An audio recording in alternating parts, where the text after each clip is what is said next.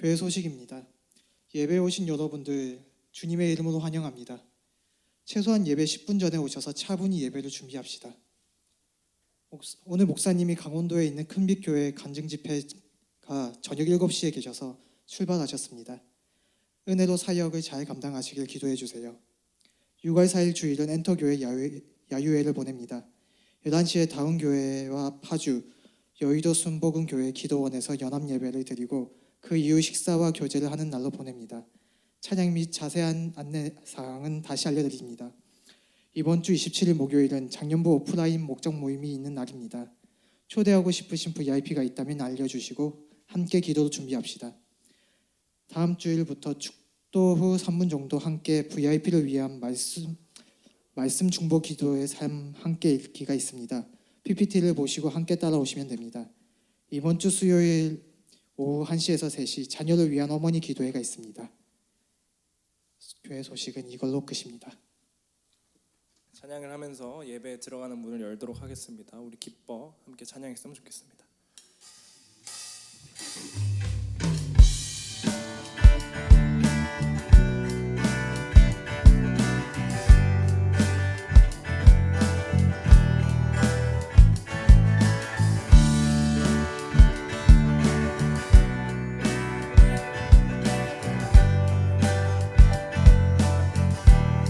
주의 이름 안에서 주의 이름 안에서 주의 성소로 가네. 영광스러운 이곳에 우리 기쁘게 왔네. 거룩한 보좌 앞에서 따뜻함을 느끼네. 우리 마음 경배하며 찬양의 제사 드리네.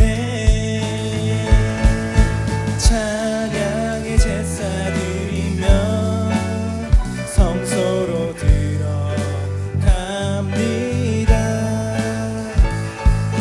찬양의 제사 드리며 성소로 들어갑니다.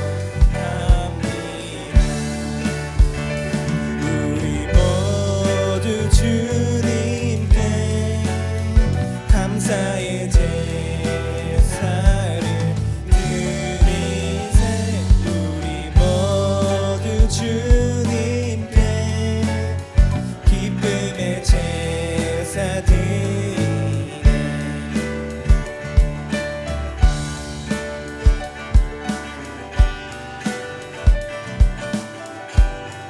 주의 말씀 주시고 주의 말씀 주시고 우리 감사드리네. 주의 날개 그늘미 우리 피난처 되네. 주의 길을 따르며 우리 주께 순종해.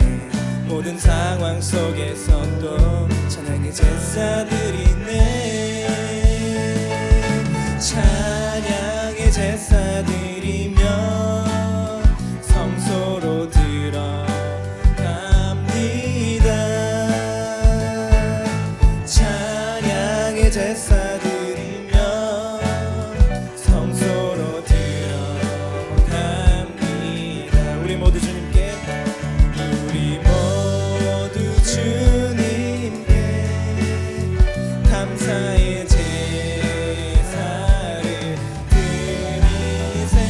우리 모두 주님께 기쁨의 제사 드리. 우리 모두 주님께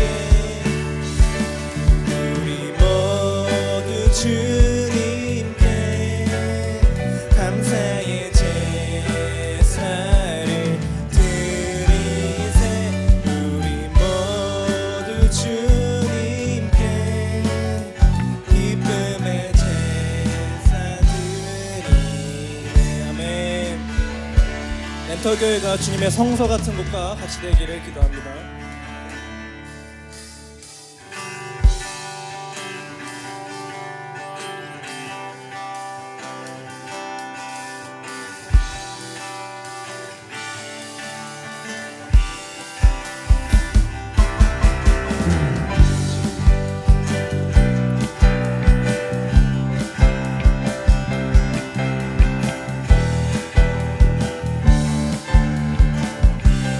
주 신실하심 놀라워.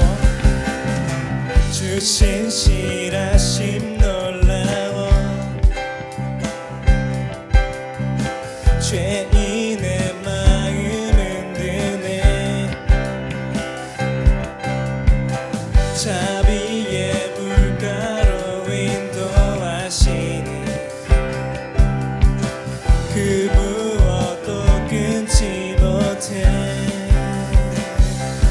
주여 기억하소서 주 백성 자녀들 신실한 주님의 약속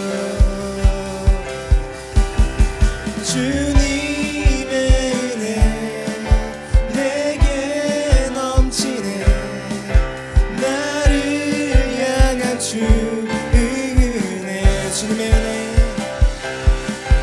주님의 은혜 내게 넘치네 나를 향한 주 은혜 공의와 사랑 공의와 사랑 놀라워 약한 자 들어 쓰시네 구원의 노래로 인도하시니 만 백성 함께 찬양해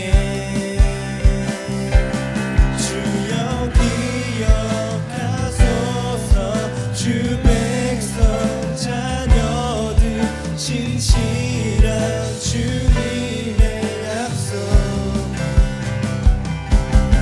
주님의 은혜 내게 넘치네 나를 향한 주 은혜 주님의 은혜 주님의 은혜 내게 넘치네 나를 향한 주 은혜 주여 기억하소서 주여 기억하소서 주 백성 자녀들 신실한 주님의 약속 주여 기억하소서 주여 기억하소서 주 백성 자녀들 신실한 주님의 약속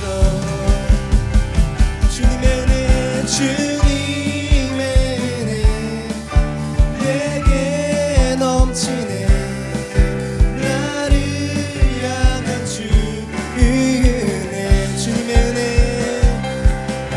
주님의 은혜 내게 넘치네 나를 향한 주 은혜 주 은혜 주 은혜 아멘 하나님께 영광의 박수 올려드리시겠습니다 아멘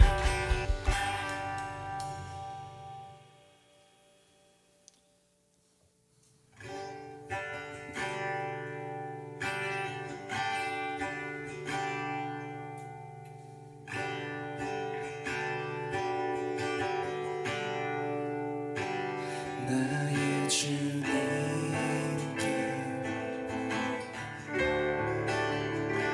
찬양 드리며 그 크신 사랑 주님께 감사해 어둠 속에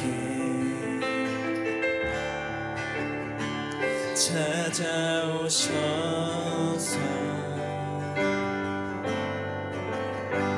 주님의 영광 보게 하시니 의심하는 나를 손 내밀어 잡아주시네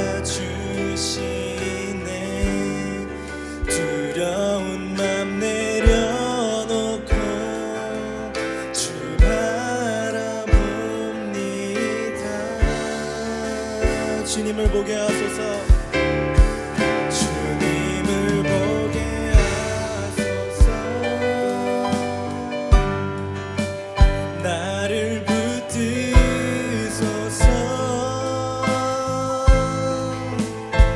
내 뜻과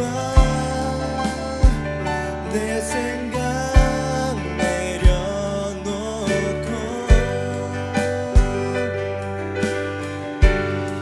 주님 앞에 나 엎드려 주의 음성 기다리니 나를 부르실 때 이름으로 걸어가리. 나의 주님께 나의 주님께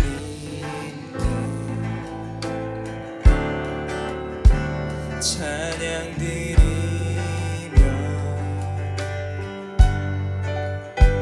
그 크신 사랑 주님께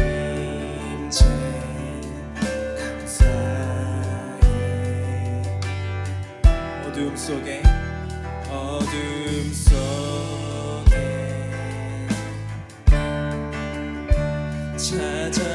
찾아오셔서 주님의 영광 오게 하시네. 의심하는 나를 손 내밀어 잡아주시네. 두려운 맘 내려놓고 주 바라봅니다.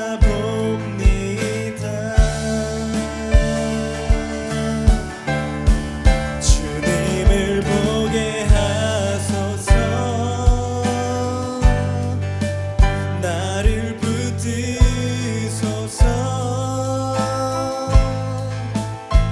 내 뜻과 내 생각 내려놓고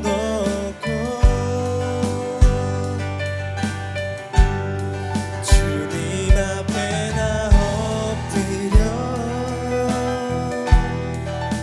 주의 음성 기다리니 나를 부르실 때 이름으로 걸어가리.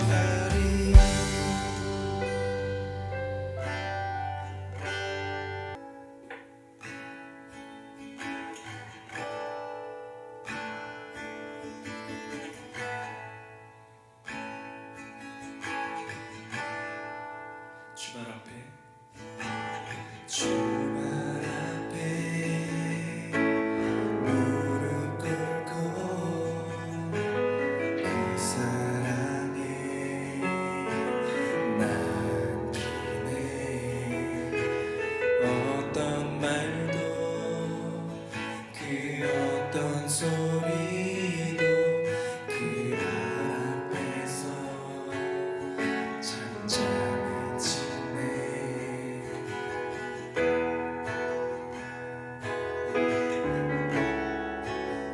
주 나의 사랑 그 발 앞에 앉아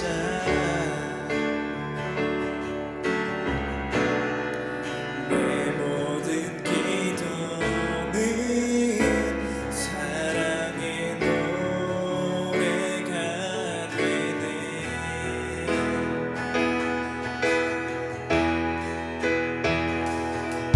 주의 옷자락 만지며 주의 두 발을 씻기며 주님 그 발에 입 맞추며 나의 왕관을 놓으리. 주의 옷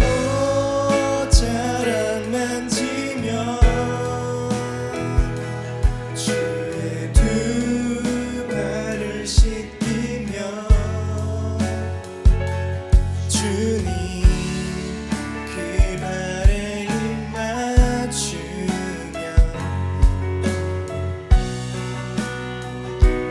관을 놓으리.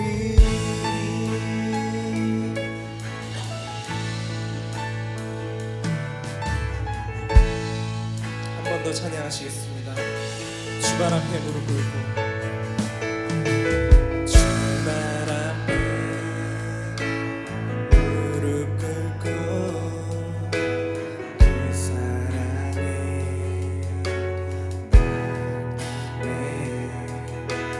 어떤 말도 그 어떤 소리도 그 발 앞에서 참 전해지네.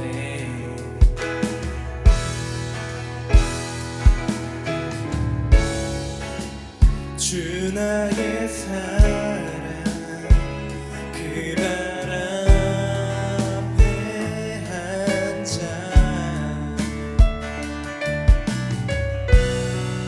내 모든 기도는 사랑의 노래가 되네.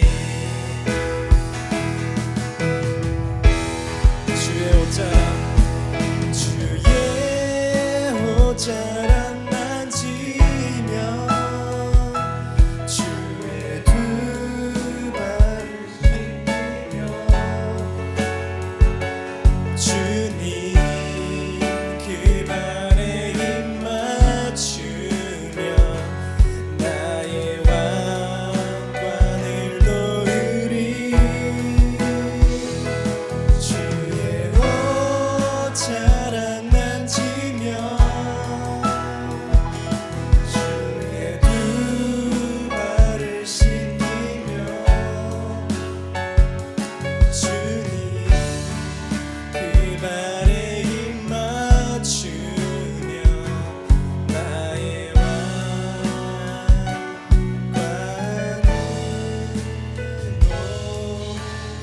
놓으리. 목소리를 한 번 더 고백하겠습니다. 주의 옷자락 만지며 주의 두 발을 씻기며 주님 그 발에 입 맞추며 나의 왕관을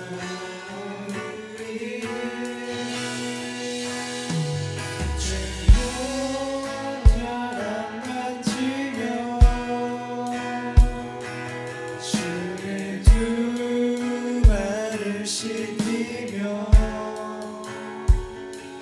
주님 그 발에 입 맞추며 나의 왕관을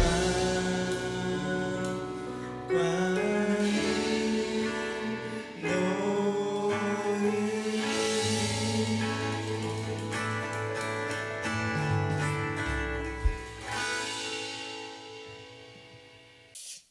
사랑하는 주님,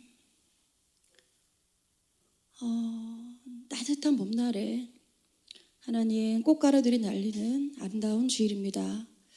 하나님, 저희가 조금 전에 드렸던 찬양처럼 주님의 옷자락을 만지기 원하여서 이 시간 이 자리에 하나님 저희 다 같이 모였습니다. 하나님, 주님의 옷자락만 만져도 내 병이 낫겠다는 그 혈류증 여인의 믿음을 하나님 이 시간 저희에게 허락하여 주십시오. 저희 이 시간 주님 앞에 나와서 예배를 드릴 때 온 마음과 정성을 다하여 저희 마음을 주님 앞에 드릴 수 있는 귀한 예배 시간 될 수 있도록 주님 도와주십시오. 여러 가지 사정으로 이 시간 이곳에 나오지 못한 우리 교우들 많습니다. 하나님, 그들이 어느 곳에 있던지 하나님을 기억할 수 있도록 주님 인도하여 주시고, 저희가 함께 모여서 예배에 힘쓰는 저희 엔터 공동체 될 수 있도록 주여 인도하여 주십시오. 우리 목사님 간증사역 가운데도 주님께서 함께하여 주셔서 그 자리에 성령님 충만하게 임재하여 주셔서 목사님의 간증에 드러나는 것이 아니라 하나님이 어떻게 그 인생을 인도하셨는지, 그래서 듣는 이들로 하여금 내가 하나님 앞에 어떤 모습으로 서야 되는지 결단하고 결심하는 귀한 시간 될 수 있도록 우리 목사님의 목부터 모든 입술과 모든 것들을 하나님 주장하여 주시옵소서. 하나님께 모든 걸 의탁드리며 예수님 이름으로 기도합니다. 아멘. 자, 오늘은 저희 간증 있어요. 이제 말씀 중보 기도의 삶이라고 저희가 다음 주부터 이제 예배를 끝나고 목사님 축도 후에 한 2, 3분 정도 저희 PPT를 띄워서 같이 할 건데 이 삶 공부를 한 이후에 놀라운 일들이 우리 가족교회 안에서 일어나고 있어요. 그래서 이제 제가 첫 번째로 이것은 이제 1대1로 만나서 해도 되고 매일 본인이 그 교재를 가지고 집에서 해도 되는 거거든요. 그래서 이 시간 그게 이제 99일인데 그러니까 100일 기도라고 하거든요. 그래서 그것을 마치신 우리 김현주 자매님 나오셔서 우리 말씀 중보 기도의 삶 간증해 주시겠습니다. 네, 간증을 하게 돼서 영광스럽게 생각합니다. 성경 읽기는 처음부터 저에게는 그리 어려운 것이 아니었습니다. 왜냐하면 성경을 하나님의 말씀으로 접근한 것이 아니라 지식으로 접근했기 때문입니다. 늘 세상에서 그랬듯이 커다란 목표를 세워 십독을 먼저 하고 어느 정도 성경의 윤곽이 잡히면 그 후에는 좀 더 세밀하게 읽어야겠다는 계획을 세워놓고 지금도 꾸준히 읽고 있습니다. 그런데 이제서야 말씀이 눈에 들어오고 눈에 들어오니 마음에 새겨지고 마음에 새겨지니 행동이 변화되어 가는 것을 느낍니다. 성경 말씀은 정말 하루를 살아가는 영의 양식임을 점점 강하게 깨달아가고 있습니다. 지금까지 하루도 말씀을 읽지 않는 날이 없었습니다. 처음에 지식으로 접근했던 것이 이제는 세상으로부터 저를 지켜주는 보호막이 되고 있습니다. 반면에 기도는 저에게는 너무 어색하고 힘이 드는 것이었습니다. 힘이 드는 전혀 하고 싶지 않은 것이었습니다.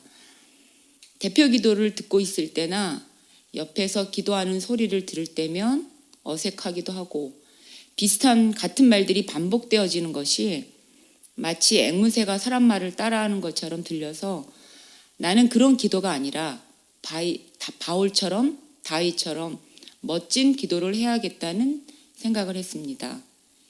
기도가 하나님과의 대화라 생각하지 않고 남들에게 들려지는 연설문처럼 시처럼 감동이 있는 문학 작품이어야 한다고 생각했던 것 같습니다. 그렇게 성경만 열심히 읽는 나날들이 계속되다 올해 저는 1월에 엔터 교회로 옮긴 후에 전도사님에게 100일 말씀 기도인 말씀 중보 기도의 삶을 받게 되었습니다. 매일같이 100일을 하다 보면 하나님의 큰 은혜가 있다고 하셨습니다. 저희 VIP 가족들, 남편 임병곤, 아들 임성진, 딸 임세연의 이름을 넣고 말씀을 선포하며 기도했습니다. 하루에 한 번 아침 시간을 이용해서 간절히 기도했습니다. 과연 어떤 결과가 있었을까요? 가족들의 삶에 어떤 변화가 있었을까요? 남편은 처음에는 기독교에 대한 반감이 많았습니다. 그러나 지금은 자신에게 기독교가 맞지 않을 뿐이지 종교로서 존중한다고 말하고 있습니다. 굉장히 놀라운 변화입니다. 이것은.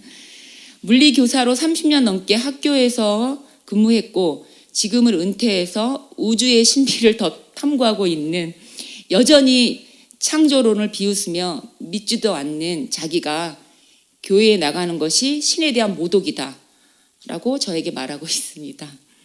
기도하고 있습니다. 아들은 또 어떨까요?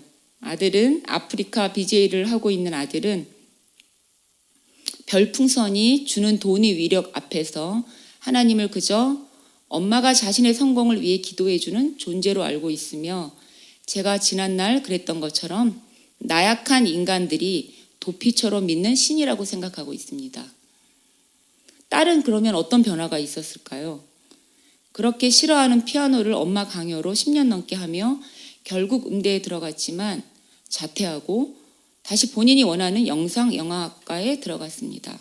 그러나 혼자 오랜 시간 동안 피아노를 해오던 환경에서 많은 사람들이 협업을 해야만 하는 낯선 환경을 딸아이는 힘들어했고 몇 년 동안 정신과 약을 먹고 그만두고 그런 상태가 반복이 되고 있습니다. 그 아픈 아이를 위해서 저는 정말 작년에 많은 눈물을 흘리며 하나님께 엎드려 울부짖었습니다.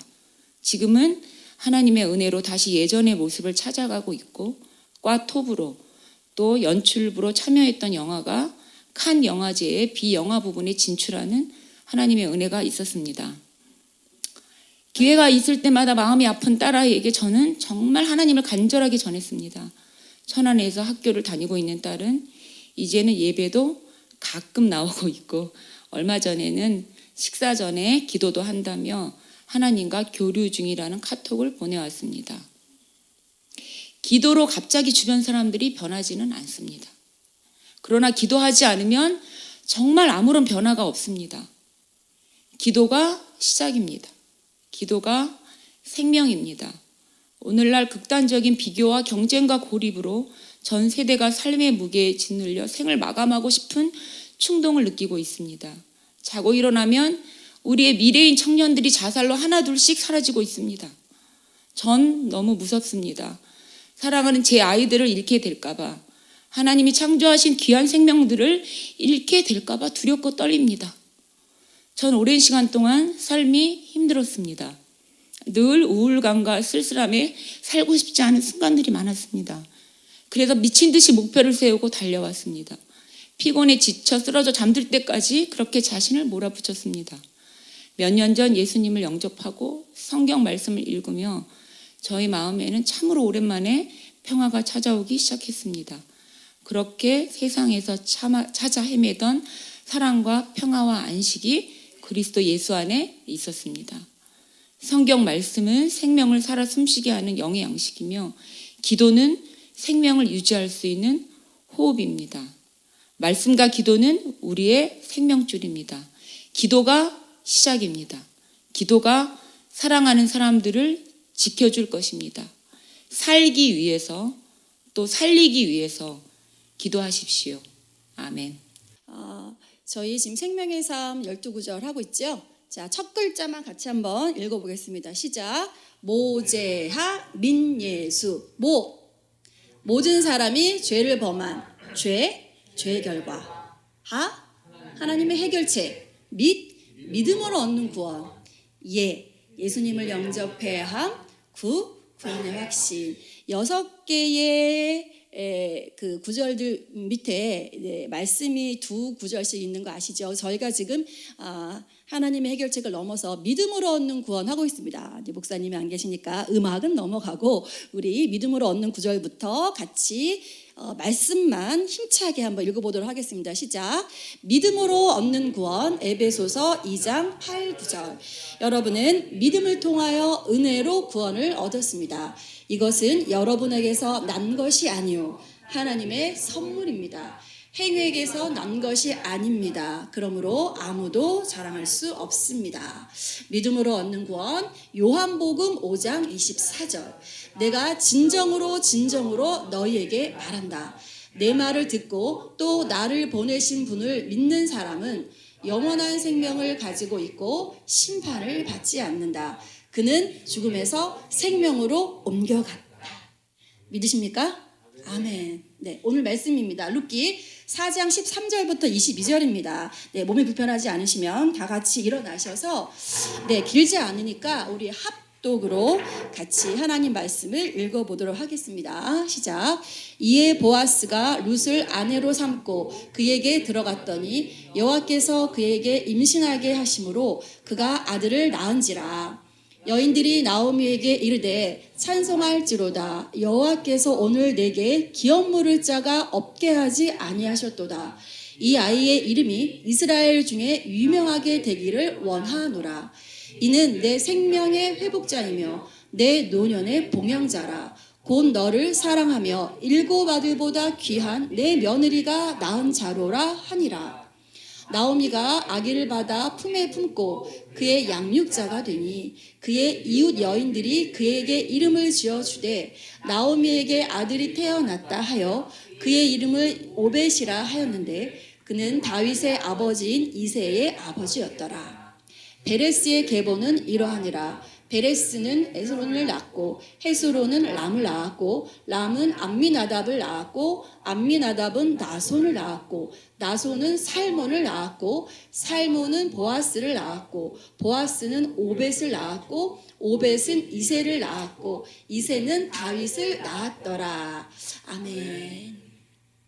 네, 인사하시면서 앉으시겠습니다. 하늘 복 많이 받으세요. 네, 땅의 복도 많이 받으시기 바랍니다. 자, 오늘의 성경 설교의 제목입니다. 인생 역전. 텅 빔에서 체험으로. 이게 룻기가 얼마나 하나님의 그 비밀인 보아의 말씀이 많은지 이 설교 제목을 정하는 것부터 설교 제목이 10가지 이상 나올 정도로 그렇게 다양한 이야기들이 룻기 안에 숨어 있어요. 그래서 결국 저는 마지막 저 제목을 어제 새벽 2시에 확정을 졌습니다. 인생 역전, 텅 빔에서 체험으로. 자, 이제 화면에 보이는 것은 구약의 10세대를 이렇게 나눠 놓은 거예요. 이제 구약이 여러분 39권 있는 거 아시죠? 39권에 창조 시대, 이제 족장 시대부터 우리가 말라기 이제 침묵 시대, 말라기를 지나면 예수님 오시기 전에 신약이 시작되기 전에 침묵 시대가 있거든요. 이렇게 10가지의 시대를 나눠 놓은 것 중에서 오늘 읽은 룻기는 사사 시대 5번과 6번 통일 왕국 시대에 자리 잡은 역사서입니다. 자, 역사적인 관점에서 룻기는요, 사사 시대와 통일 왕국 시대 사이라고 제가 말씀드렸는데, 사사 시대에는 왕이 없으므로 각자 자기 소견에 옳은 대로 그렇게 해가던 무질서인 시대와 하나님이 왕을 세우시고 나는 너희 아버지가 될 거야 하는 그 유명한 다윗 언약을 세워주신 그 다윗 왕국을 연결하는 그 브릿지로 룻기가 있어요. 그래서 사람들은 이 룻기를 잘 모를 때는 제가 사랑의 교회 청년부 다닐 때 이런 유행어가 있었어요. 자매들은 나의 보아스는 어디 있을까? 형제들은 나의 룻은 어디 있을까? 하면서 우리가 막 키덕거리면서 이 쉽게 말하면 이성교제 하기 전에 룻과 보아스 이랬었거든요. 근데 제가 시간을 지나봤더니 단순히 그런 로맨스 얘기가, 물론 로맨스 얘기도 있지만 그 얘기를 뛰어넘는 많은 이야기가 이 룻기 안에 포함이 되어 있습니다. 다윗의 아버지가 이새고요. 좀 전에 읽었죠. 이새의 아버지가 오벳이고 오벳의 아버지가 보아스인데 보아스가 오늘 사실 이 룻기의 주인공은 나오미라고 하는데요. 어쨌든 룻기니까 룻하고 결혼한 사람이 보아스거든요. 그러니까 쉽게 말하면 이 룻은 다윗의 증조 할머니가 되는 겁니다.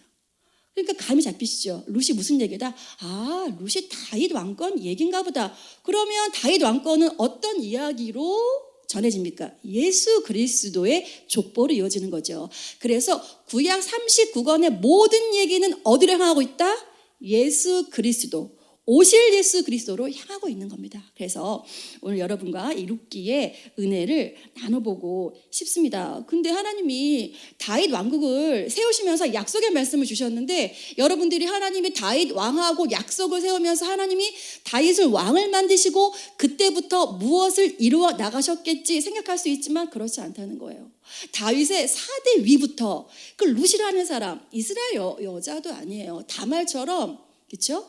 그 이방인 여인, 모압 지방, 모압은 이스라엘 사람들이 엄청 멸시했던 거 아시죠? 에돔과 모압은 되게 그 아브라함의 자녀들 중에서, 그렇죠? 하나님 믿지 않고 변방으로 빠진 모압과 암몬을 되게 이스라엘 사람들이 무시했거든요. 그 모압은 진짜 신도 굉장히 막 이렇게 사람을 인신제사로 드리는 그런 신들을 믿는 그런 족속이었기 때문에 굉장히 이렇게 하대하는 그런 민족이었는데 그 모압에 있던 여인이 이 룻인데 하나님이 다윗 왕권을 세우기 위해서 그 시대를 거슬러 올라가서 그 옛날에 그 변방에 있던 모압의 한 여인 그 여인을 통해서 하나님이 다윗 왕권을 준비하고 계셨다는 거예요. 하나님한테는 우연이 없습니다, 여러분. 여러분들이 이 자리에 와서 지금 앉아 있는 거 절대 우연이 아닙니다. 절대 우연이 아니에요. 하나님은 한치의 실수도 없으신 하나님이세요. 하나님께서는 우리가 하나님의 약속을 품고 이 땅 가운데 우리가 살아가는 그런 귀중한 한 사람 한 사람이기 때문에 저희를 통해서 지금 사도행전 29장을 써나가고 계시잖아요, 여러분. 그래서 룻기는 고대 이스라엘의 사사시대 이 모압 여인이 유다 지방 베들레헴에 믿는 엘리멜렉이라는 그 집에 시집 온 이야기, 그런 가족사로 시작을 합니다. 이 룻기가요 4장으로 이루어져 있는데 전체 구절이 85절밖에 없어요. 여러분 여기서 내가 룻기를 한번 읽으려면 요이 땅 하면 15분이면 끝납니다. 15분이면 룻기를 다 읽을 수 있을 정도로 짤막한 이야기예요. 자, 그래서 룻기는 사사들이 치리하던 시대에 그 유대 지파에 속한, 유대 지파가 다윗, 그렇죠? 예수님 그 족본 아시죠? 유대 지파에 속한 엘리멜렉의 가문이 그 예루살렘 그 베들레헴에 기근이 들었어요. 기근이 들어서 베들레헴에서 모압 지방으로 이주하는 이야기부터 시작합니다. 자, 1절부터 5절이에요. 우리 다 같이 소리 맞춰서 한번 읽어보도록 하겠습니다. 시작. 사사들이 치레하던 때에 그 땅에 흉령이 드니라. 유다 베들레헴 한 사람이 그의 아내와 두 아들을 데리고 모압 지방에 가서 거류하였는데 그 사람의 이름은 엘리멜렉이요 그의 아내의 이름은 나오미요 그의 두 아들의 이름은 말론과 기론이니 유다 베들레헴 에브라 사람이더라. 그들이 모압 지방에 들어가서 거기 살더니 나오미의 남편 엘리멜렉이 죽고 나오미와 그의 두 아들이 남았으며 그들은 모압 여자 중에서 그들의 아내를 맞이하였는데 하나의 이름은 오르바요 하나의 이름은 루시더라. 그들이 거기에 거주한 지 10년쯤에 말론과 기론 두 사람이 다 죽고 그 여인은 두 아들과 남편의 뒤에 남았더라. 여러분, 베들레헴에서 모압 땅으로 간 지 10년 정도밖에 안 됐는데 어떻게 됐다고요? 같이 가장이 돼서 같이 모압 땅으로 간 남편 엘리멜렉도 죽었고, 그래서 두 아들을 그 땅에서 이방 여인 모압 여인들 오르바하고 룻하고 두 아들을 결혼시킨 거예요, 나오미가. 근데 두 아들도 어떻게 됐어요? 자식이 없이 죽었습니다. 누가 남았습니까? 3명의 과부만 남은 거예요. 나오미의 이름이 뭔지 아세요? 기쁨이거든요. 역설적인 상황이죠. 남편 죽고 두 아들, 생태 같은 두 아들 죽었는데 대를 이을 아들도 낳지 않고 죽고 과부만 3명 남았는데 나오미의 뜻이 뭐라고요? 기쁨이라고요. 이게 얼마나 역설적인 상황입니까? 나오미는 며느리 룻과 오르바를 불러서 얘기했어요. 얘들아, 내가 남편이 없으니까 엘리멜렉이 죽었기 때문에 며느리를 보고 얘들아, 더 이상 나는 너희들에게 후사를 이어줄 수 없다.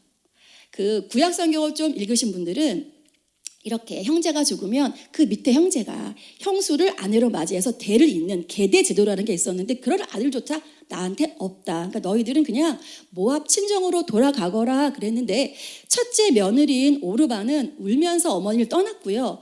큰 며느리죠. 둘째 며느리인 룻은 끝까지 나오미를 따를 것을 결심해요. 제가 1장 16, 17절을 읽어볼게요. 잘 눈으로 따라와 보세요. 룻이 이르되 내게 어머니를 떠나며 어머니를 따르지 말고 돌아가라 강권하지 마옵소서. 어머니께서 가시는 곳에 나도 가고 어머니께서 머무시는 곳에서 나도 머물겠나이다. 어머니의 백성이 나의 백성이 되고 어머니의 하나님이 나의 하나님이 되시리니 어머니께서 죽으시는 곳에서 나도 죽어 거기에 묻힐 것이라. 만일 내가 죽는 일 외에 어머니를 떠나면 여호와께서 내게 벌을 내리시고 더 내리시기를 원하나이다 하는지라. 룻이 말한 거예요. 기특하죠, 참. 이때 나오미하고 룻은 어떤 소문을 들었어요. 그렇게 기근이 심해서 도망 나왔던 베들레헴에 하나님이 기근을 끝내셨다. 하나님이 그 땅을 돌보고 계시다는 소문을 들었어요, 나오미가. 그래서 이 나오미가 며느리인 룻을 데리고 고향 땅으로 빽 갑니다. 베들레헴으로 다시 돌아옵니다. 이때가 그림에서 보시는 것처럼 보리를 수확하는 계절이었어요. 베들레헴에 돌아온 나오미와 룻은 생계를 위해서 보리밭에 나가서 이삭을 줍는데요. 여러분 생각해 보세요. 말 많은 여자들이 엘리멜렉 가문에 당시에 좀 살았던 것 같아요. 그렇게 기근을 피해서 본인들만 살겠다고 모압 지방, 우리가 그렇게 저주하는 모압 지방으로 가더니 거기서 남편 죽어, 아들들 죽어, 며느리 한 명은 놔두고 한 명인 그 룻이 되게 젊었거든요. 젊은 과부였단 말이에요. 늙은 시어머니 과부와 젊은 과부가 고향으로 돌아갔어요. 말 많은 여자들이 뒤에서 소근거린 거죠. 그렇게 나갔다 돌아왔더니 완전 쫄딱만해서 돌아왔어. 그런 소리를 들은 거예요. 그래서 나오미가 뭐라 그랬냐면 이제부터 내 이름을 나오미, 기쁨이라고 하지 말고 마라라고 불러달라고. 그렇게 마라, 그게 쓴 물이거든요. 불러달라고 그렇게 얘기했어요.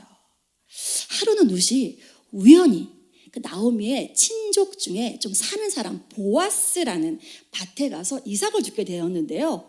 결국 보아스의 눈에 어디서 보지 못한 젊은 처자가 와서 이삭을 줍고 있으니까 나오미의 며느리라는 사실이 알려주고요. 룻은 보아스에게 호의를 베풀어서 풍성한 양식을 줘요. 이 이야기가 2장 15절부터 20절까지 있거든요. 우리 한 절씩 번갈아 가면서 읽어보도록 하겠습니다. 룻이 이삭을 주러 일어날 때에 보아스가 자기 소년들에게 명령하여 이르되 그에게 곡식단 사이에서 줍게 하고 책망하지 말며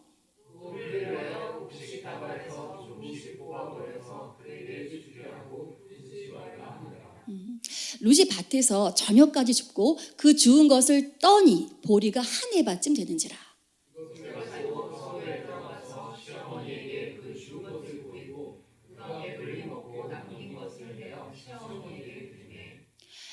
시어머니가 그에게 이르되 오늘 어디서 주었느냐 어디서 일을 하였느냐 너를 돌본 자에게 복이 있기를 원하노라 하니 룻이 누구에게서 일했는지를 시어머니에게 알게 하여 이르되 오늘 일하게 한 사람의 이름은 보아스니이다 하는지라.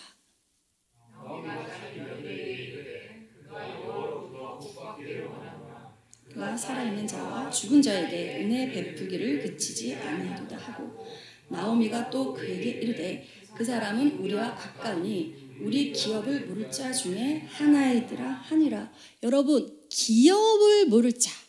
이제 한국 우리가 이제 성경 해석하다 보면 잘 이해 안 되는 거 있죠. 젊으신 우리 성경인들 기업 물을 자는 구약에서 고엘이라는 명칭으로 하는데 이게 뭐냐면요. 이게 고엘을 이해해야 오늘 룻기를 이해할 수 있거든요. 고엘은요. 쉽게 말하면 이스라엘의 가족 제도예요. 고대 이스라엘은 아버지 집. 자, 내 아버지도 아버지인데 아버지 집을 중심으로 엮은 씨족 사회였어요.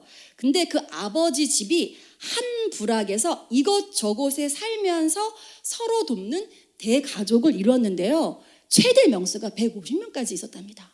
그러니까 우리 직계 가족이 아닌 거죠. 한 부락에서 서로 돕고 사는 아버지 집 그것이 150명 정도 씨족 사회였다는 거예요.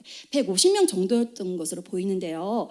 이런 가족 제도는 여러분들 성경을 읽으신 분들 여호수아에서 아간 사건에서 나와요. 이제 아간 사건이 뭐냐면 잠깐 얘기하면 이제 여리고성을 파하고 가나안 땅으로 진격한 이스라엘이 아이성, 여리고성처럼 견고한 성도 무찌른 이스라엘이 아이성 우습게 봤거든요. 그래서 여호수아가 올라가서 싸웠는데 대패한 거예요. 그래서 와서 기도하던 중에 도대체 우리가 뭐 때문에 아이성에서 패했는지 얘기했을 때 하나님이 너희들 중에 죄가 있다고 하셨을 때 그 죄 지은 원인이 누군지 제비 뽑기로 고르는 과정이거든요. 제가 한번 읽어볼게요. 이에 여호수아가 아침 일찍 일어나서 이스라엘을 그의 지파대로 가까이 나오게 하였더니 유다 지파가 뽑혔고 유다 족속을 가까이 나오게 하였더니 세라 족속이 뽑혔고 세라 족속의 각 남자를 가까이 나오게 하였더니 삽디가 뽑혔고 삽디의 가족 각 남자를 가까이 나오게 하였더니 유다 지파 세라의 증손이요 삽디의 손자요 갈미의 아들인 아간이 뽑혔더라. 자, 여러분 여기서 알 수 있어요. 자, 개인, 가족, 족속, 지파, 그 다음에 이스라엘이 되는 거예요. 다시 개인이 모여서 가족, 족속, 지파, 이스라엘이 되는데 여기서 아버지 집은 가족을 얘기하겠죠. 그렇죠? 그래서 고엘은 이 아버지 집에서 어려운 친척을 돕는 유력한 사람들을 고엘이라고 했어요. 근데 이 고엘이 어려운 친척만 도와준 게 아니고요. 가끔 사람도 죽였어요. 살인을 했어요. 어떤 살인을 했냐면 나의 친족 중에서, 나의 그 아버지 집 중에서 억울하게 죽임을 당한 사람을 위해서 대신 보복해주는 그런 일도 했거든요. 자, 근데 이게 민수기에 이렇게 나와 있어요. 그러나 살인자가 어느 때든지 그 피하였던 도피성 지경 밖에 나가면 피를 보복하는 자, 고엘이거든요. 피를 보복하는 자가 도피성 지경 밖에서 그 살인자를 만나 죽일지라도 피 흘린 죄가 없다, 용서해 준다, 이 말이에요. 이게 뭐냐면 이제 우리가 우연히 이렇게 마음 먹고 살인한 게 아니고 피치 못해서 살인하는 경우가 생겨서 하나님이 도피성이라고 이스라엘의 지경 바깥에 영문 쪽들에 도피성들을 세우고 그쪽으로 도망가라고 했어요. 도망가라고 했는데 나의 친족을 죽인 사람이 도피성을 도망갔는데 도피성 안에서만 머물러야 되는데 살짝 도피성을 벗어날 경우가 생기겠죠. 절대 벗어나면 안 되는데 언제까지 도피성에 살아야 되냐면 나를 도피성으로 보낸 그 대제사장이 죽을 때까지는 절대 도피성을 벗어나면 안 되는데 사람인지라 가끔 곡식을 줍거나 이를 보기 위해서 잠깐 도피성을 벗어났을 때 이 고엘이 그 살인자를 죽여도 된다는 거예요. 이게 율법으로 그런 얘기거든요. 그래서 고엘을 가족을 위해서 여러 가지 일들을 했어요. 이런 일들을 했습니다. 제가 레위기 25장을 정리한 건데요. 첫 번째, 친족이 잃은 재산을 구입합니다. 두 번째, 과부를 도덕적으로 지원해줘요. 살 수 있도록. 지금 고엘이 하는 일이거든요. 세 번째, 타산에서 종살이하는 친척을 구속해요. 구속한다는 게 얽매인다는 게 아니고 구해준다는 거죠. 이렇게 돈을 물고. 네 번째, 조금 전에 얘기했죠. 죽은 친족의 후사를 이어준다. 룻 얘기가 이게 나오고요. 마지막 다섯 번째, 친족이 피를 흘릴 때 보복한다. 좀 전에 얘기한 것처럼. 그래서 여기서 1번, 2번, 3번, 4번 다 룻기에 나와요. 제가 이제 계속 얘기할 거지만 이렇게 고엘은 이스라엘의 사회의 균형을 유지하는 역할을 했어요. 이스라엘이 사실은 지금 저희가 사는 것보다 굉장히 훨씬 공동체적이었기 때문에 이게 한 가정이 어렵잖아요. 한 가정이 어려우면 그 아버지 집인 공동체가 다 같이 어려워지기 때문에 고엘이 그렇게 되지 않도록 저런 5가지 일들을 하면서 아버지 집인 공동체를 아주 잘 유지하는 역할들을 한 겁니다. 그래서 고엘은 기본적으로 이스라엘과 하나님의 관계를 나타내는데요. 하나님은 땅을 주셔서 이스라엘이 그 땅 가운데 거주하게 하고 이스라엘 백성들은 하나님의 율법과 규례를 지키면서 하나님과 이스라엘 백성들이 그러니까 하나님이 고엘이 되신 거예요. 그래서 이스라엘 백성들을 돌봐주신 겁니다. 저런 율법처럼.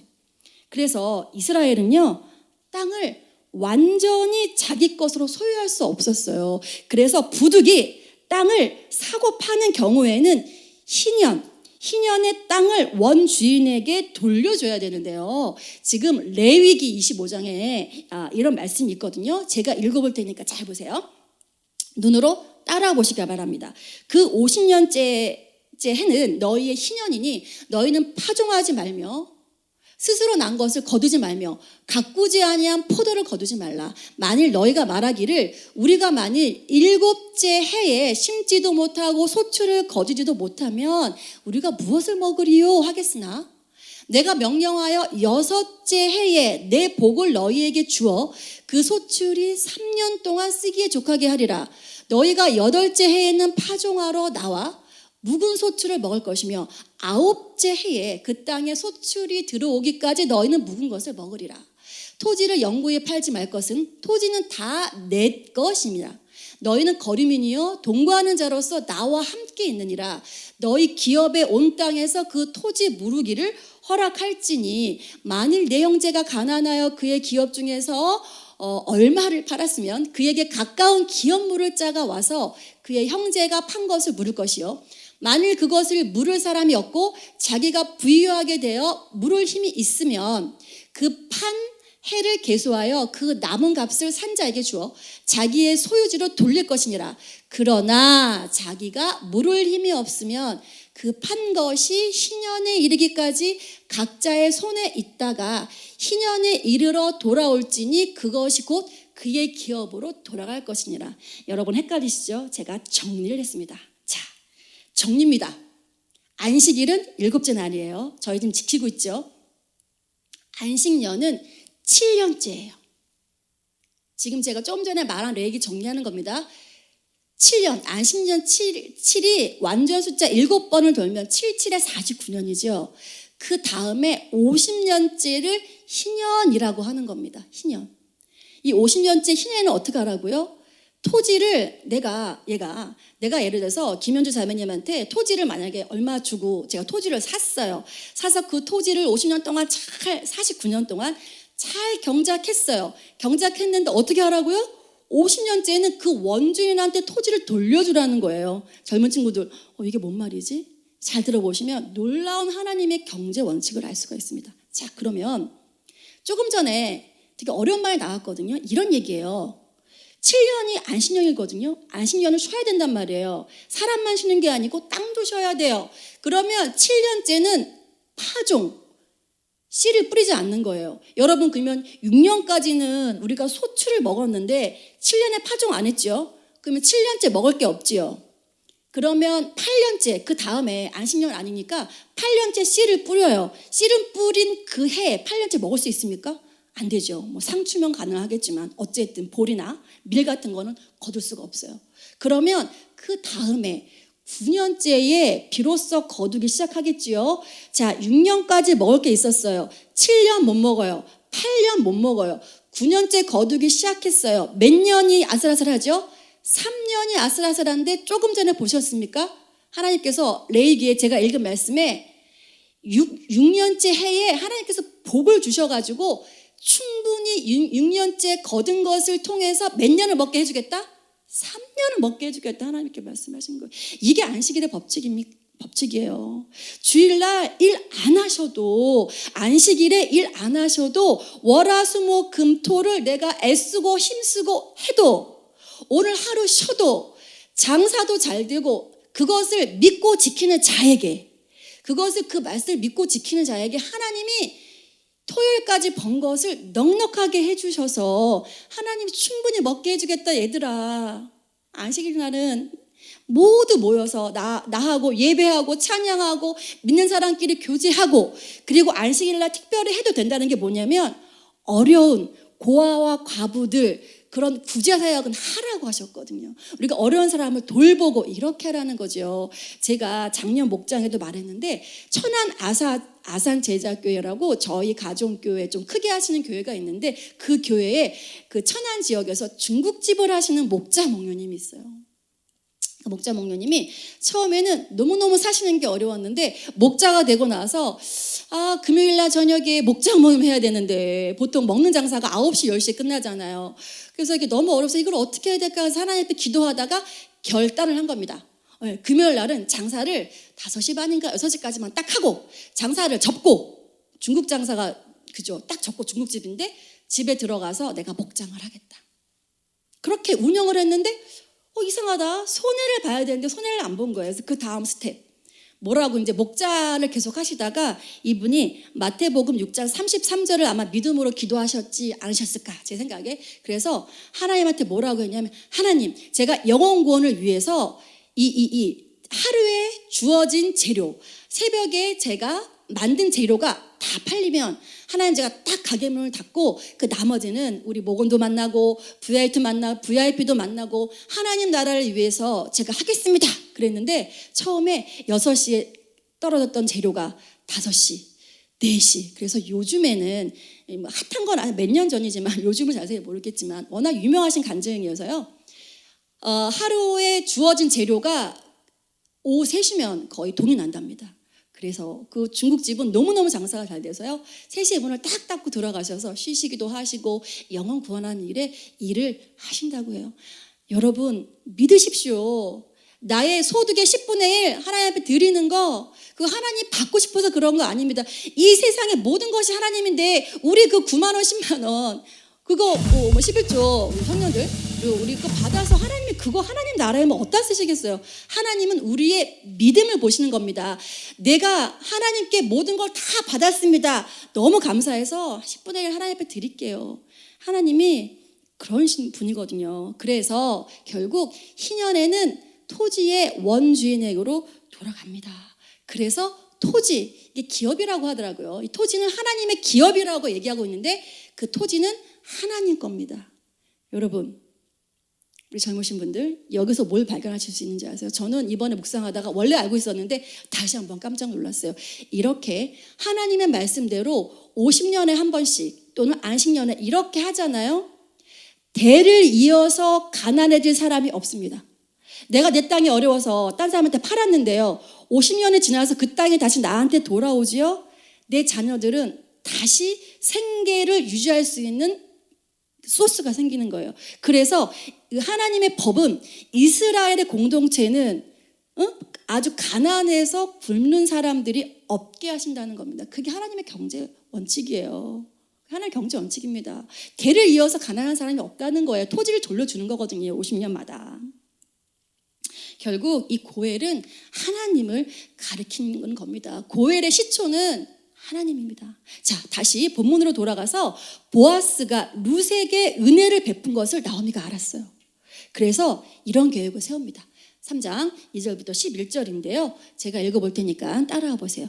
내가 함께하던 하녀들을 둔 보아스는 우리의 친족이 아니냐.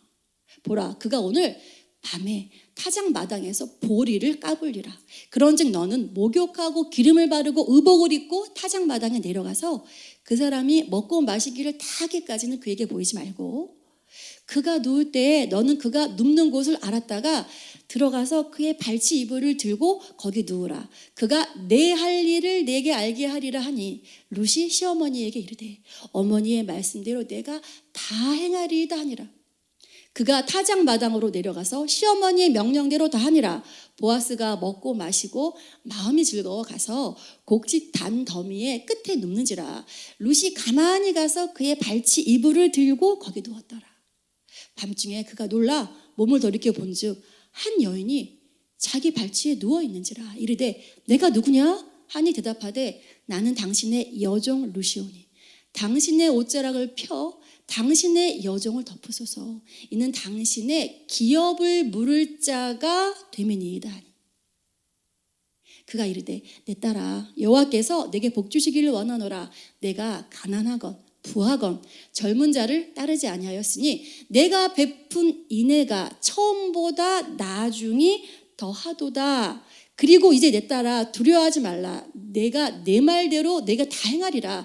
내가 현숙한 여자인 줄을 나의 성읍 백성이 다 아느니라. 이게 뭐냐면요. 이스라엘 백성도 아니고 모압 여자가 시어머니 따라 와가지고 이렇게 밭에 나가서 이삭을 줍고 하니까 어떤 일이 생기겠어요? 남자들이 넘보는 겁니다. 젊은 여자가 와서 남편도 없어요. 이스라엘도 그런 거 있었잖아요. 그리고 이게 가난하면 자기 그 노예로 사는 사람도 있고. 그래서 보아스가 소문을 들인 거예요. 이 룻이라는 이 며느리가 얼마나 효부인지, 그리고 어떻게 모압인데 자기 고향을 버리고 시어머니를 따라왔는지 그거를 소문으로 다 듣고 이 룻이 현숙한 여자인 걸 이미 다 알고 있었어요. 근데 룻이 시어머니가 그렇게 하라는 대로 한 건 뭐냐면 룻이 청혼을 한 겁니다. 당신이 우리 먼 가까운 친족이니까 저를 받아주세요. 청혼을 한 거거든요. 그래서 보아스가 이때 보아스가 나이가 많았습니다. 룻이 보아스가 젊어서 간 게 아니에요. 젊었건 늙었건 좀 전에 얘기했잖아요. 보아스는 이 룻의 그걸 본 거죠. 그래서 결국 보아스는 기업 물을 자 고엘의 자격으로서 그 나오미의 남편 엘리멜렉의 소유지를 나오미한테 샀어요. 그리고 룻과 결혼하여서 그 가문의 이름을 잇도록 하였습니다. 이렇게 해서 보아스와 룻 사이에 태어난 아들이 오벳, 오벳이 이세, 이세가 다윗을 낳게 된 거죠. 룻기도 마찬가지지만 이 구약의 전체 스토리는 예수 그리스도로 향하고 있다는 것을 알 수 있습니다. 여러분, 제가 조금 이따도 얘기하겠지만 여러분들이 보아스가 마음이 좋았구나. 근데 이게 힘든 게 뭔지 아세요? 이스라엘 법칙으로 엘리멜렉의 가문을 잇는 기업 물을 자는요, 자기 이름이 족보에 올라가지 못하고요, 자기가 자녀를 낳아도 그 자녀는 엘리멜렉의 족보로 되는 거예요. 보아스가 돈 줘, 그죠? 돈 드리고 자기가 진짜 결혼까지 해서 자녀를 낳는데 자기 이름은 성경에 한 줄도 올라가지 않는 겁니다. 이거 쉬운 줄 아세요? 보아스도 이 고엘, 은혜 베푸는 자, 인애가 넘친 사람이었어요. 자기는 자기 이름이 한 줄도 올라가지 않아도 엘리멜렉의 자녀로 올라가도 내가 괜찮다 하고 지금 이렇게 보아스가 하고 있는 거거든요. 자, 저는 그래서 이 룻기 전체를 지금 봤는데요. 이 룻기를 통해서 여러분에게 간단하게 3가지의 적용 말씀을 드리면서 말씀을 정리하고자 합니다. 첫 번째, 실패의 자리에서 떠나기로 결정하십시오. 여러분, 이스라엘 백성은 은혜로 가나안에 들어가게 되었어요. 그래서 하나님이 그들에게 그곳에서 은혜에 감사하고 믿음으로 살아라 하셨는데 그들이 어떻게 됐습니까? 하나님을 배역하였습니다. 그 징계로 임한 것이 흉년이었고요. 흉년이 들자 엘리멜렉은 하나님이 주신 고난을 견디지 않고 피해서 간 거예요. 모압으로. 결국 그곳에서 텅 빈 삶의 결과를 마주하게 된 것입니다. 1장 21절, 내가 풍족하게 나갔더니 여호와께서 내게 비어 돌아오게 하셨느니라. 텅 비어서 돌아오게 하셨어요. 여호와께서 나를 징벌하셨고 전능자가 나를 괴롭게 하셨거늘 너희가 어찌 나를 나옴이라 부르느냐 하니라. 뭐라고? 말하라고 하라고 했죠. 모압에서 신랑을 잃었을 때도 나오미는 그 자리를 벗어나라고 하지 않았습니다. 버틴 거예요. 언제까지? 나의 생때 같은 두 아들이 죽을 때까지. 생때 같은 두 아들이 죽고 나서야 모든 희망을 상실하게 됩니다. 그제서야 나오미는 텅 빈 본인의 삶의 실체를 마주하게 하고요. 고향인 이스라엘 베들레헴에서 하나님이 돌보시는 사랑을 들어야 되는데 듣고 비로소 그제서야 자리를 박차고 모압을 떠나서 베들레헴으로 돌아가기로 결심합니다. 여러분, 지금 인생의 텅 빈 절망 가운데 계신 분 있습니까? 내가 하고자 하는 대로 안 되고 젊은 날 내가 하고자 하는 대로 안 된 여러분들, 현재 힘드신 여러분들, 실패의 자리에서 더 이상 머물지 마시고요, 박차고 떠나기로 결정하셔야 됩니다. 다시 시작할 수 있는 용기는 어디서 생깁니까? 하나님의 사랑을 깨달을 때, 하나님의 사랑을 들을 때 생기는 거예요. 우리가 실패하는 순간 하나님은 우리한테 이제 성공하시기 위해서 일을 시작하시는 순간입니다. 내가 절망 가운데, 고통 가운데 있다면 이제 하나님이 일하시는 순간이세요. 여러분 기뻐하십시오. 이제 하나님이 일하시기 시작하실 거예요. 그 하나님의 사랑을 보십시오. 예수님을 바라보세요. 세상을 더 이상 바라보지 마십시오. 세상의 성공은요, 우리한테 끝없는 목마름을 줘요. 에레미야에서 뭐라 그랬습니까? 파도 채워지지 않는 터진 웅덩이라 그랬습니다. 내가 아무리 물을 계속 갖다 버도 웅덩이가 터졌기 때문에 거긴 절대 채워주지 않습니다. 하나님의 사랑을 받아서 우리의 마음이 채워질 때 그 목마름은 해결될 수 있는 거예요. 오 주님 채우소서, 나의 잔을 높이 듭니다. 하늘 양식 내게 채워주소서, 넘치도록 채워주소서. 우물가의 여인이 신랑을 7번이나 바꾸고 사람들의 낯을 피해서, 이스라엘은 한낮에 40몇 도까지 가는 땡볕이거든요. 사람들은 그 땡볕이 지나야 우물가에 나오는데 이 남편을 7번이나 바꾼 이 우물가의 여인은 사람들의 시선이 너무 두렵고 힘들어서 땡볕에 우물가에 나왔는데 우물가에 계신 예수님이 네 남편 어디 있냐고 데려오라고 하시면서 이 여인을 만져주셨죠. 그러면서 뭐라 그러냐면 다시는 네가 목마르지 아니할 것이다. 내가 주는 생수를 마시면 다시는 목마르지 않을 것이다. 그럼 여러분들 궁금하시죠? 그러면 저희는 성공하면 안 됩니까? 성공해야 합니다. 성공을 어떻게 하냐면 하나님의 방법대로 성공해서 여러분들 VIP들을, 여러분들 주변에 있는 사람들을 예수님의 말씀으로 성공시켜주는 사람이 되어야 합니다. 사업하시는 분들 성공하셔야 됩니다. 그 돈으로 선한 일을 하셔야죠. 공부하는 학생들 최선을 다해서 하셔야 됩니다. 그래서 올라갈 수 있는 대로 지도자의 자리까지 올라가세요. 한 사람의 지도자가 얼마나 많은 일을 하는지 여러분들 아시지요? 요즘 저희 한국 보시면 아시잖아요. 성공해서 남을 성공시켜주기 위해서 열심히 하셔야 됩니다. 여러분의 비어진 스토리는 뭡니까? 이제는 하나님의 스토리로 채워서 가셔야 합니다. 두 번째는 하나님에게 우연히 마침은 없어요. 지금 룻기 2장 3절부터 5절에 이런 말씀이 있거든요. 룻이 가서 베는 자를 따라 밭에서 이삭을 줍는데 우연히 엘리멜렉의 친족 보아스에게 속한 밭에 이르렀더라.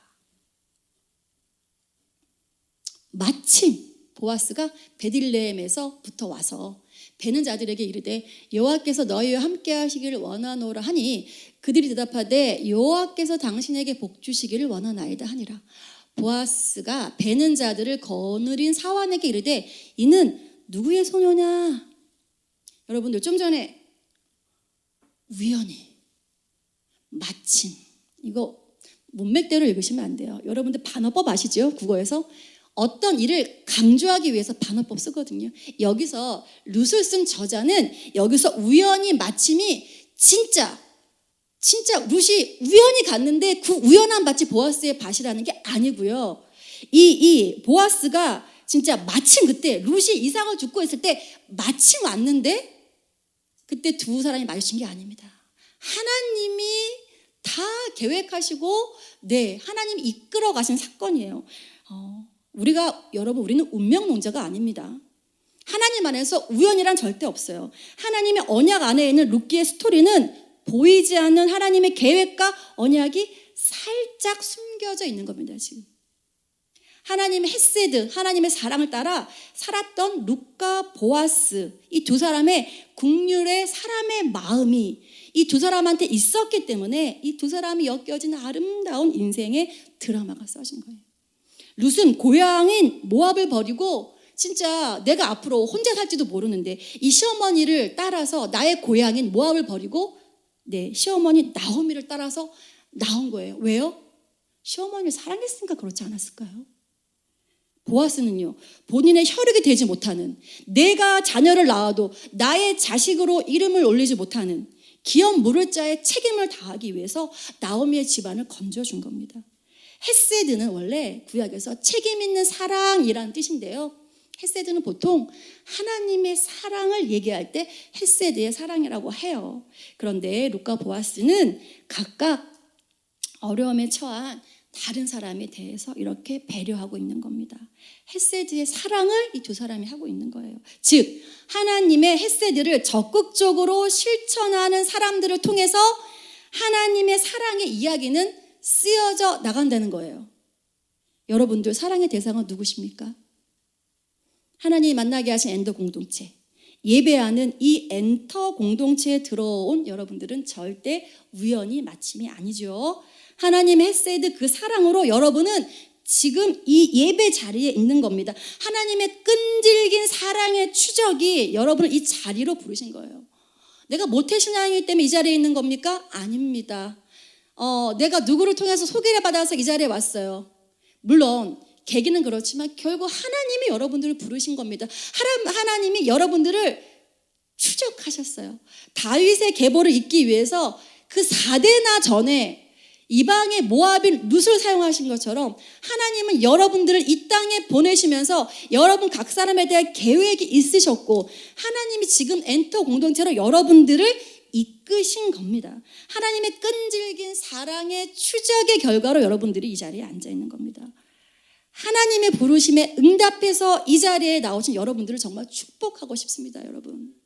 세 번째, 하나님의 날개와 옷자락으로 덮으십시오. 2장 12절 여호와께서 내가 행한 일에 보답하시기를 원하며 이스라엘의 하나님 여호와께서 그의 날개 아래에 보호를 받으러 온 내게 온전히 상 주시기를 원하노라 하는지라. 3장 9절에 이르되 내가 누구냐 하니 대답하되 나는 당신의 여종 루시오니 당신의 옷자락을 펴 당신의 여종을 덮으소서. 이는 당신이 기업을 물을 자가 됨이니이다 하니. 룻은 결국 결혼을 통해서 보아스의 보호를 받게 되는 거거든요.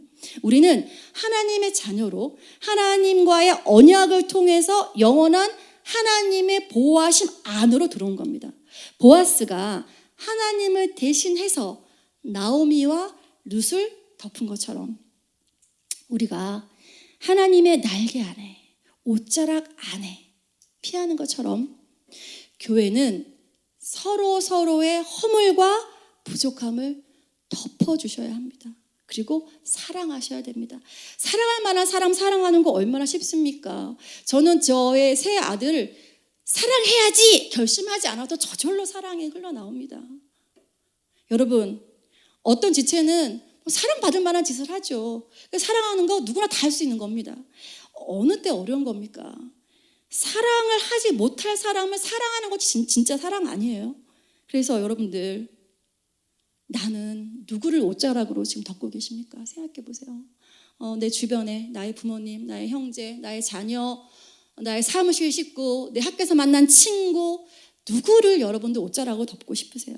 나의 사랑이 보답을 받지 못하더라도 보아스가 그런 각오로 사랑을 베풀었는데 결국 하나님은 족보에 엘리멜렉으로 올라가야 되는데 여러분들 잊어버리셨겠지만 좀 전에 저희가 읽을 때 하나님이 보아스로 이름을 올려주셨어요.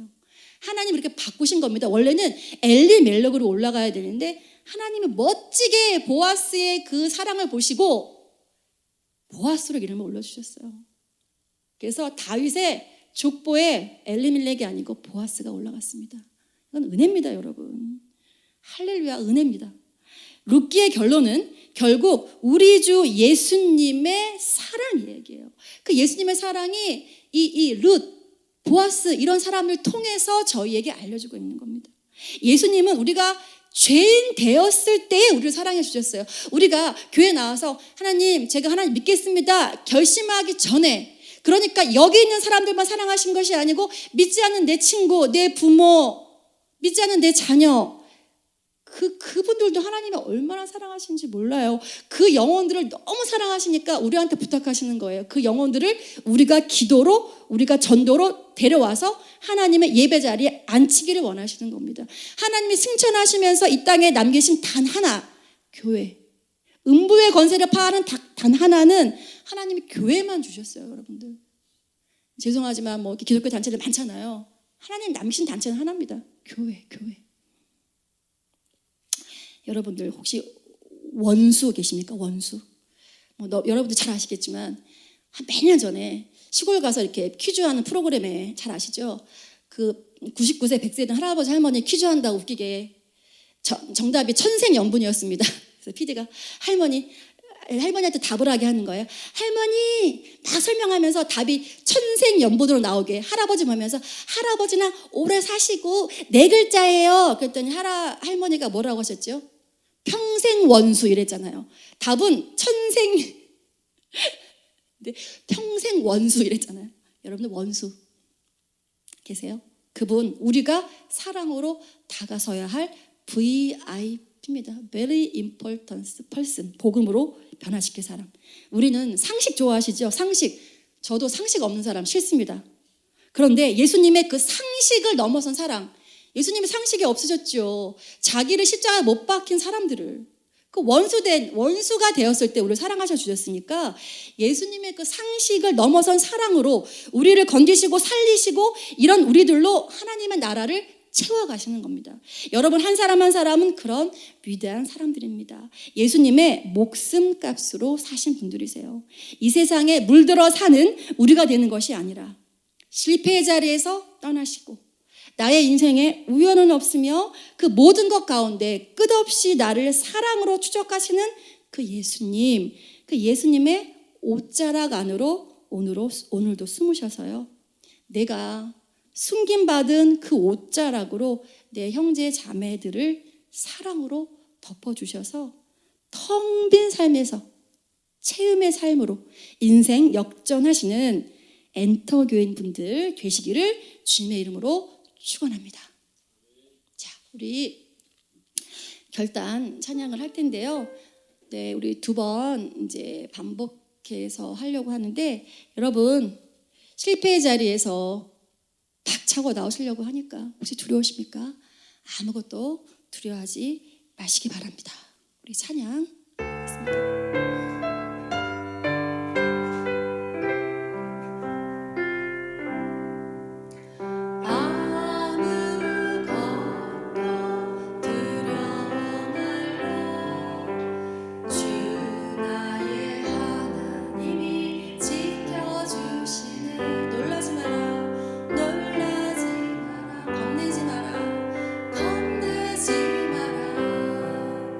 주님 나를 지켜주시네. 아무것도 두려워 말라. 주 나의 하나님이 지켜주시네. 놀라지 마라. 겁내지 마라. 주님 나를 지켜주시네. 내 맘이 힘에 겨워 지칠지라도 주님 나의 힘이 되시네. 세상의 험한 풍파 몰아칠 때도 주님 나를 지켜주시네.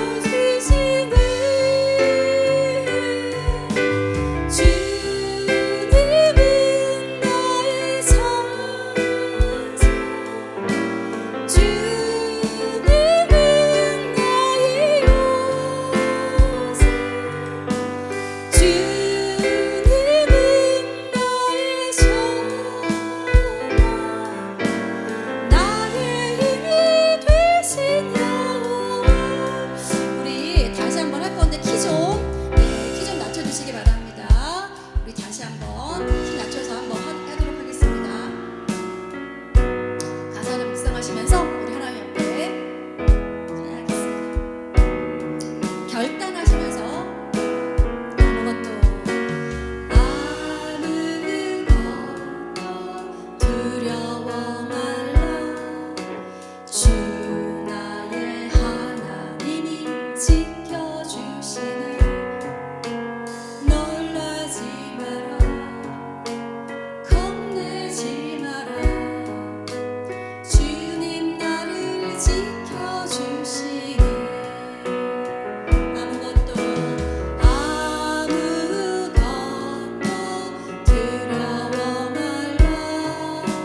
주 나의 하나님이 지켜주시네. 놀라지 마라. 겁내지 마라. 주님 나를 지켜주시네. 아멘. 내 맘이 힘에 겨워 지칠지라도 주님 나의 힘이 되시네. 세상의 험한 풍파 몰아칠 때도 주님 나를 지켜주시네. 주님은 나의 산소. 주님은 나의 요새. 주님은 나의 소망. 나의 힘이 되신 여호와. 반주 계속 해주시고요. 여러분들 눈 감으시고 우리 이제 다짐하는 기도를 드리겠습니다. 하나님, 우리를 실패하게 했던 자리에서 이제는 떠나게 해주십시오. 우리를 안아주시는 예수님의 품으로 안기게 해주십시오. 두려워하지 말고 놀라지 말고 하나님을 온전히 믿어드리기 원합니다. 내가 이 자리에 있는 거 우연이 아닙니다. 하나님의 끝없는 사랑의 추적으로 내가 이 자리에 있는 것입니다. 주님, 예배하는 자가 되겠습니다. 주님, 이 자리를 소중히 지키겠습니다. 그리고 이번 일주일 동안 만나는 사람들을 하나님의 사랑의 옷자락으로 덮겠습니다. 주님, 허물을 보기보다 사랑하기로 결심합니다. 이렇게 들은 말씀을 가지고 여러분들 지금 우리 하나님을 한 번만 부르고 우리 목소리를 내셔서 기도하겠습니다. 주여, 주여. 하나님 아버지, 이 시간 저희 기도합니다. 하나님, 루카 보아스를 통해서 하나님의 세대의 사랑을 말씀하신 주님, 하나님 원수되었던 저희를 건져주시고 주님의 사랑으로 저희를 정말 아버지 이 자리까지 끝없는 사랑의 추적으로 하나님 저희를 보시는 주님, 하나님 저희를 불쌍하게 해주십시오. 이 시간에 말씀을 들었습니다. 하나님께 저희들의 아버지 간증의 찬양을 올려드렸습니다. 하나님 이 말씀을 가지고 하나님 저희가 일주일 동안 아버지 주님의 말씀으로 기억하며 하나님 실패했던 자리, 절망했던 자리, 우울했던 자리, 아팠던 자리를 이제 박차고 일어나서 주님의 정말 베들레헴 그 고향 땅으로 돌아온 것처럼 하나님 이제는 하나님의 품 안에서 하나님 행복하며 하나님의 자녀로 하나님 행복한 삶을 살기로 아버지 결단합니다. 하나님 아버지, 하나님 제 주변에 하나님의 사랑이 필요한 지체들에게 하나님 주님의 사랑을 전하는 자가 되겠습니다. 하나님 아버지, 제가 하나님의 사랑의 옷자락으로 그들을 덮겠습니다. 하나님 함께하여 주십시오.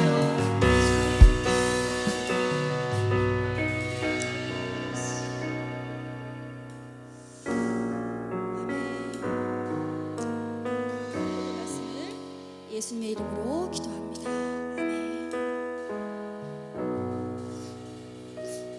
자, 앞에 주님께서 가르쳐 주신 우리 기도로 예배를 마치겠습니다. 시작. 하늘에 계신 우리 아버지, 아버지의 이름을 거룩하게 하시며 아버지의 나라가 오게 하시며 아버지의 뜻이 하늘에서와 같이 땅에서도 이루어지게 하소서. 오늘 우리에게 일용할 양식을 주시고 우리가 우리에게 잘못한 사람을 용서하여 준 것 같이 우리 죄를 용서하여 주시고 우리를 시험에 빠지지 않게 하시고 악에서 구하소서. 나라와 권능과 영광이 영원히 아버지의 것입니다.